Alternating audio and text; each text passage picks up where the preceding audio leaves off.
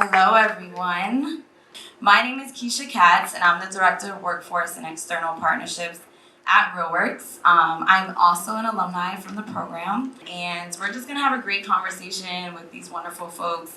We have folks that did this program back in 2002. We have folks that did this program just a few years ago, so there's a wider range of talent in this space. What you just saw was a short compilation of their professional work as creatives and industry professionals, and now we're going to go into a little bit of a conversation. So the first question I have is, when did you participate in Reel Works, and how did Reel Works influence your career choices, and then what you do currently? So I'm gonna give you a demo. This will be the only question I answer, right? So I learned about Reel Works from my high school. I went to Midwood High School in Brooklyn, and they played another student's film, and I thought it was great, so I applied. And then I decided to then study, after I did my film, I decided to study broadcast journalism. So that was directly because of the experience I had in being able to create a documentary. And I worked in unscripted documentary television for about 5 to 6 years. And then John Williams drafted me out of the world of production. I was at ABC. And then now 5 years later, I've been at Reel Works helping to develop their workforce development program. So that is a literally full circle moment for me to be here with these wonderful alumni. And so I'll start with you, Naquan. Hello everybody, I'm Naquan Green. I'm a fall 2005 graduate of the lab program. Dated me a little bit. From Reel Works, I definitely went into media, and it influenced everything that I did after that. I went into news at WNBC, and then I landed at BET, which I've been there since 2013. Hi everybody, my name is Tenia. I learned about Reel Works from high school. They just rolled up to my school one day and they were just like, hey, we're Reel Works. And I thought that was bold because I was like, oh, y'all coming to high school? That's kind of scary. And they were telling us like what they do and everything, and I was super interested in filmmaking, so I joined with like 15, and from there I just stuck with Reel Works. I did the documentaries, then I did narrative. I did like other side things with Reel Works, and then from that I went to college. I kind of floated around and did sort of media things. I had a lot of internships because of Reel Works, PBS, AMC, and then I found myself now at BET, and I'm happy with that. Thank you, Reel Works. Hi everyone. I was in the fall 2013 documentary lab. I found out about Reel Works from Twitter, where all good things happen. I wound up submitting my Reel Works film as my application film for NYU, so 100% could not have gotten into NYU without the experience from Reel Works. And then throughout college, I really was exploring producing. Every internship leads directly back to Reel Works, and Keisha always helping me out. While I was in college, I founded the National Organization of Italian Americans in Film and Television, but now I'm back into doing directing and producing. I'm co-producing a documentary with Reel Works with Stephanie about the oldest practicing doctor in the world. Hello. Hey everyone. I'm Rob Yulfo, and I guess I started at Reel Works at the beginning, 2002. Very long. I'm not a hologram, I'm a real person. After that, just kept doing a lot of independent stuff, and I started working at Borough President's Office, doing filming press conferences, and still doing a lot of independent stuff. Did some gigs for Comedy Central and other animation studios, and now I work for the Late Show with Steve Colbert. Hey everyone, how you doing? I graduated the documentary lab in spring 2011. I heard about Reel Works from a teacher in my high school who had done a documentary, and she told me, hey, just go on Mandy.com and find something to do.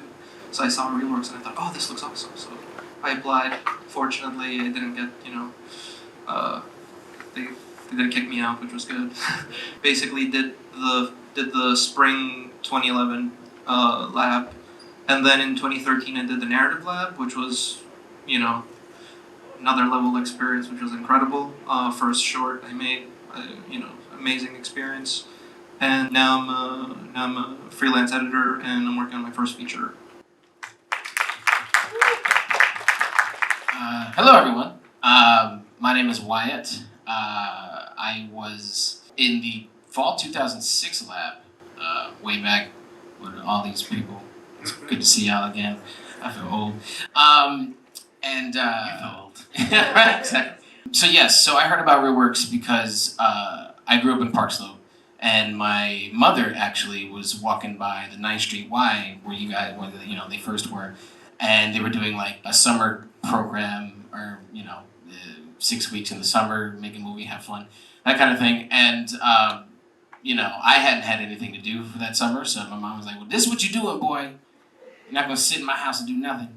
So I was like, "All right, cool," because my mom knew I had an interest in filmmaking, but I hadn't gone for it yet or tried anything yet. So I did the summer thing. It was great. I had a wonderful experience. John and Stephanie, taking a bunch of kids and helping them be creative and creating something. So then I applied for the lab program, and then I got it. Since then, I went to school. I went to SUNY Buffalo for film directing and theater, and after graduating, I started working on film sets, mainly television. Right now, I'm a DP cinematographer. I also work as a camera assistant on Saturday Night Live, and I pull focus on various programs. I think most recently was this late show with Stephen Colbert. So that's great.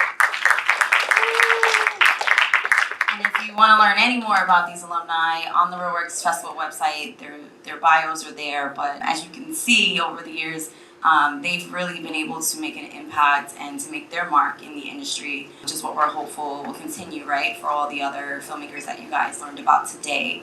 I think one of the things that you guys sort of underlined in answering the question was that idea of access, right? Reel Works is rooted in being able to give access to individuals from the community, from diverse backgrounds, to an industry that has traditionally been kind of closed off, right? And the industry is still about who you know, but now you guys know each other, you know all these people. Reel Works has been around for more than 20 years, so I want to ask you guys to talk a little bit about how Reel Works has given you access to opportunities that you might have not been given access to. I'm going to point out Tenia. She briefly mentioned at the end of her answer that she's at BET, but maybe you could talk a little bit about how you got there. So during the pandemic, Reel Works reached out to me about participating in the Content for Change Academy, and it was a new initiative where they were trying to get more diverse people from different backgrounds to get into industry positions. And so I was like, yeah. And I did that. So I was the first graduating class of that, and now it's going to be a whole global, which is amazing. And because I did that, it landed me an internship with BET, and that internship turned into a actual position, and I'm currently a production assistant with BET, and they are really amazing with my growth. Because of Reel Works, I am now with BET, and BET is helping me to strengthen my writing. They just allowed me to make my first 15-second promo for the Hip Hop Awards. I wrote a spot for Trina, and I'm just grateful and amazed. It just shows that one decision to join Reel Works back when I was 15. I just wanted to do something fun, turned into a lifelong relationship, and just access into more parts of the industry. So thank you. Tenia, the Content for Change Academy is a program that we have in partnership with Paramount. So when we throw out logos from our funders, it's not like they just throw us money, but they actually also help to develop actual programs and opportunities for individuals, our students and our alumni, to really get into the industry. Rob, when I talked to you on Friday, you said, and I think I quote, that Reel Works saved your life when you were in high school. You want to talk a little bit about how you found Reel Works in high school, but also how that landed you an opportunity to go to LA? Oh, well, I think we had a film class and a TV production class, and I think that's how John and Stephanie kind of found out about me because we had like a public access show. And yeah, around high school, I left very late because I was just not glad to be there. And towards the end of high school, I working on my movie was called Clay Life.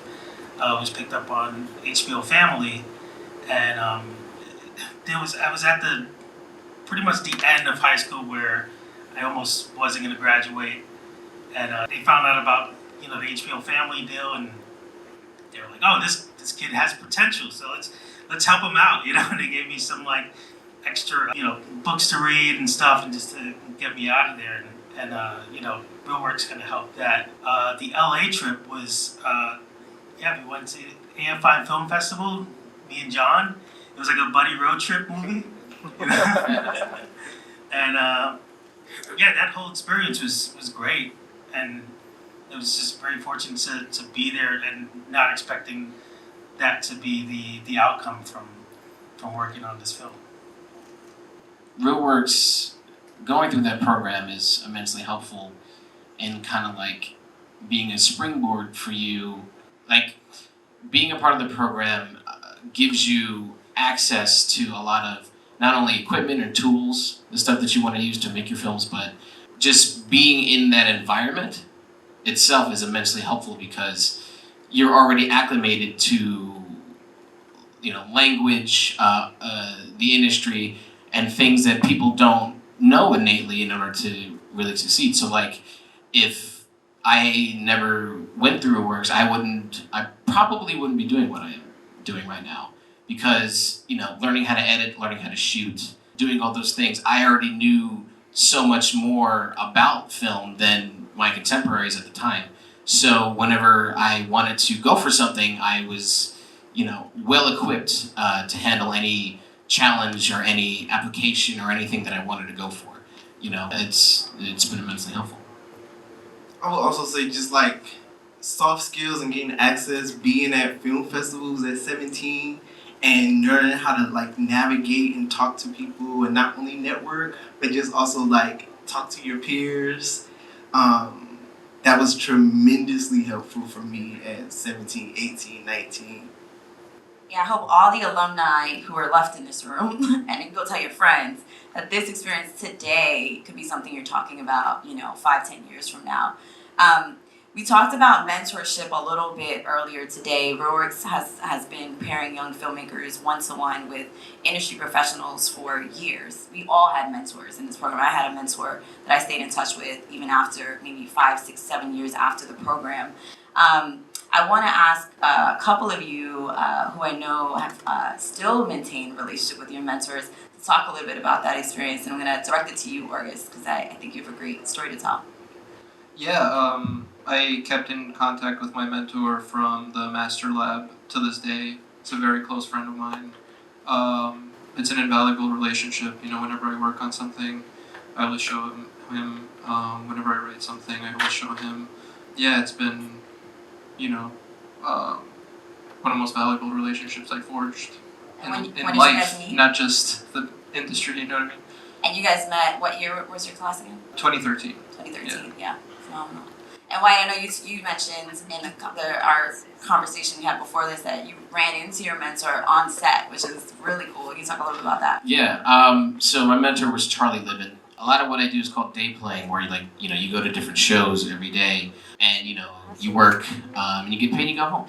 But that particular day, I was working on Prodigal Son as a second AC, and I get to work. I bring my toolkit, organize everything, and then I look up and I see Charlie, and I'm like, what are you doing here? He goes, hey, what's happening, man? I'm like, oh, everything's great. How you doing? And he's like, hey, man, it was great working with you on your film. It was wonderful. I wish we should get together and stuff like that. So I kind of like rekindled a relationship with Charlie. And what was the biggest part about that interaction is that because I went through the program, I was still in the industry, right?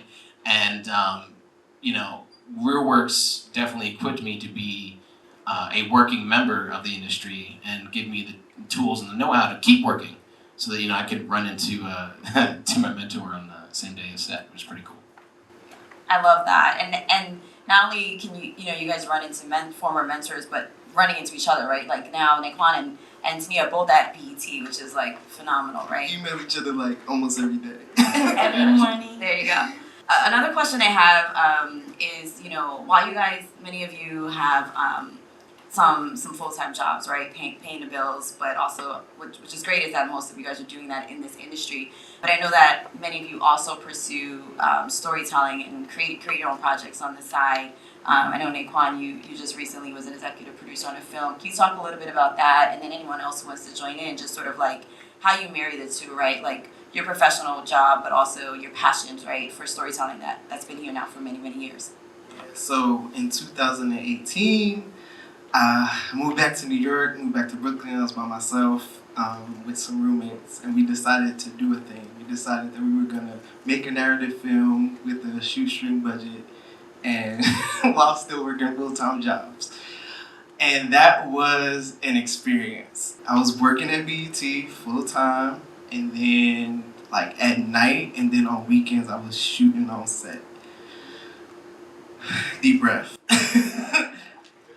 But I will say that experience probably was the best experience I could have did for myself. I could have did for us and my roommates. I took some of the money that I had scrounged up to like plan to actually like not be at BET anymore, and I used all of that money like for the film.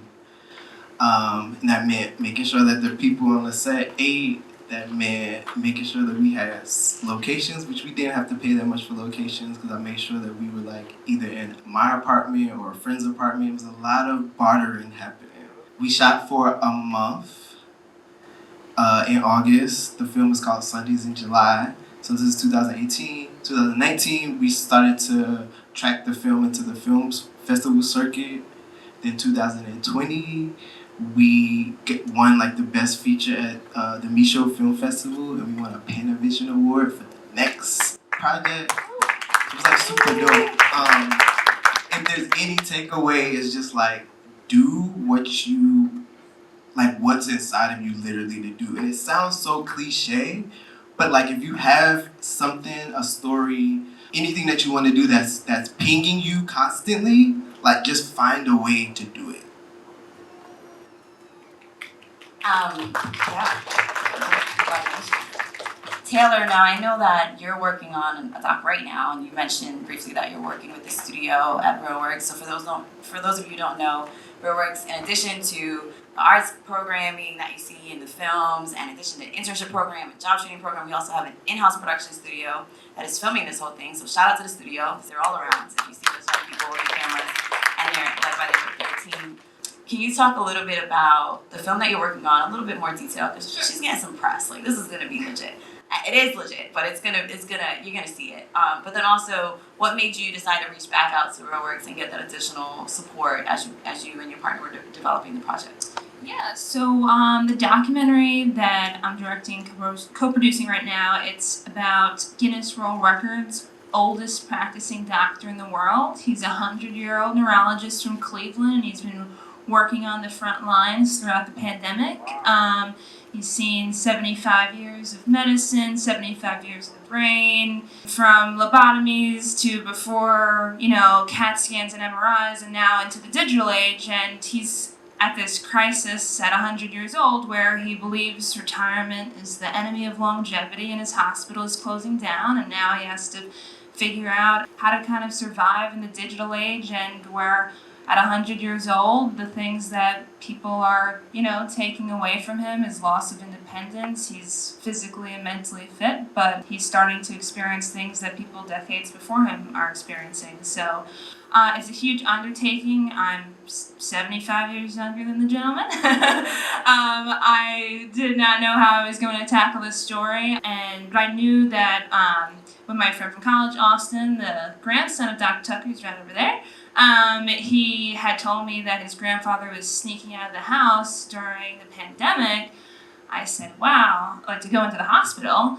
to treat patients, I said, that's a story, that's a once in a lifetime opportunity to tell this. And then when we started digging in deeper, we were like, oh my God, we'll make it short, but then, how do we tell a story of a man who's lived a life, to the brim? Like, there's so much potential here, even just beyond the film. So, as I always do with anything film related, I email Keisha and I say, okay, I have a problem, I want to do this, I said, talk to Stephanie because she's gonna solve your problem. So Keisha, we reconnected with Stephanie, and Stephanie immediately, like as soon as I walked in, like Stephanie was all over the project, and she helped us figure out everything that we were lacking in terms of, I guess, not just ability, but in the courage to do something like this. So we've been working with Stephanie. She came on immediately as a mentor, and then more, she came on as a producer as we got more involved, and the studio got involved, and now the studio is working on all the pre-editing work. But we're so grateful. Reel Works, it's just amazing how full circle it's been. I was in the program 9 years ago. Now my first feature film is with Reel Works, and wouldn't be possible without Reel Works. So we're lucky that we're getting a lot of attention in the media. We were featured in People Magazine, on the Today Show, and we're like all over TikTok now. So it's really exciting, and I can't express enough how without Reel Works, just even physically working on the film, and then just like all of the things that Reel Works led me to this moment to even have the ability to think that film is something I could do professionally. I can't say enough how amazing, and there's not really a program like it. So, congratulations on your current success. So I have one more question that all of you can answer, and then we'll see if there's any questions from the audience. But for any alumni who are in this space, are there still alumni in this space? Can some or people, students from Reel Works, anybody? See a couple. There we go. Oh, it's a bunch of you. Great. Great. For anyone who's in this space, whether they did the program or not, what advice do you have, like takeaways from your experience? How do they get started? How do they get from the films that we saw today to where you guys are in your career? We'll start with you. You guys Start with me.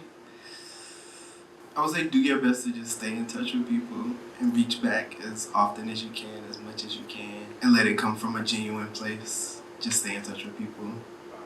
Call people randomly to say hi or what's up, wish people happy birthday, like just little things. Hi, listen, young bloods. What y'all want to do?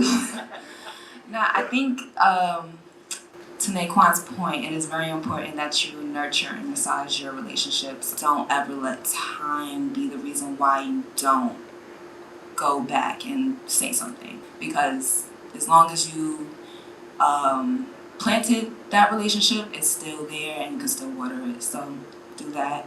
Always do that. And I think it's important to always look at your resources, always be aware of what's going on, do your research, read, make a LinkedIn, please. It took me too long to make a LinkedIn. Find us all on LinkedIn after you make the LinkedIn. Make that LinkedIn, it is very important. And once you get into the industry and if you have an idea of what you want to do, be open to learning things that aren't aligned with what you want to do, because it's gonna help you. It's important to be very flexible, very malleable, and just open to learning and the opportunity to learn and just try something, because I thought I would just be directing and that is it. But then I'm learning in the industry there's so many different ways to direct, and directing looks different wherever you are. So just keep that in mind. Don't be so rigid. Okay? Good. Definitely agree that in all businesses, but especially this business, relationships are our best currency. I also think that paying it forward and showing your appreciation for what people have done for you goes so far. In this business especially, like, time is everything. And when someone takes a few minutes to help you out, or someone's working on your project for free, like, make sure that you show people that you appreciate what you're doing. And so many times in my life, like, I'm a product of scholarships and free programs, and even just on the film that we're doing now, like, I remember like I wrote a really nice thank you letter to a scholarship program, and I asked them, you know, like for a donation for a film, and like they wound up giving us a donation. I'm sure that like me showing my gratitude, staying in touch, they had a lot to do with that. And I would say just make sure that you show people that you're an asset to them, that you just show up. Showing up is half the battle. Like I found myself in rooms where just like I just went to something like unrelated. For instance, recently it was like an Italian like financing event, and my friend invited me, and like through like a series of events, like the most famous musician in Italy wound up like reaching out to me because I had shown up at that event. Someone told him, and it was like, oh, you know, can we work on something together? It was just like such a random thing. So like, just keep going to events. Don't be shy to put yourself out there. Like that's so much of what this hustle is just being present and taking care of each other, I think. So, yeah. We're being pressed for time, but quickly. What are your last things? Oh yeah, definitely 100% put yourself out there, and yeah, there's not everything is gonna be a success, and you gotta just kind of keep doing it. Have that same energy that you have. I'm gonna be 40 next year, and I still have the same energy that I had when I was 19 of just creating stuff and having fun with it. Yeah, I would echo that. I think find what you're good at, play to your strengths, and in terms of storytelling, like find the story that only you can tell. There's something special about each human being. Like find that thing and then like protect it with everything you have, basically. I mean, the biggest thing that I would recommend is just to do it. Just to go for whatever. Don't let your perceived inexperience or, you know, anything that's holding you back. We're all up here because of action. And we did something. We applied to it. We got in the lab. And any sort of reservations you might have in moving forward is really just nonsense. Just do it. And like everybody else said, you know, one of the biggest things that'll keep you working is your network. And, you know, as long as you bolster your network, reach out to people with honesty and, you know, integrity, and just make sure you keep massaging those relationships. But the biggest thing is just to do it. Do something. If you want to direct, go direct something. If you want to shoot something, go shoot it. You know, if you want to edit, whatever. Like, just make sure you're moving forward in a way somehow, and I think it'll be great. Thank you so much. I want to thank all of our panelists who took the time to come out here today. Give them a round of applause. Thank you.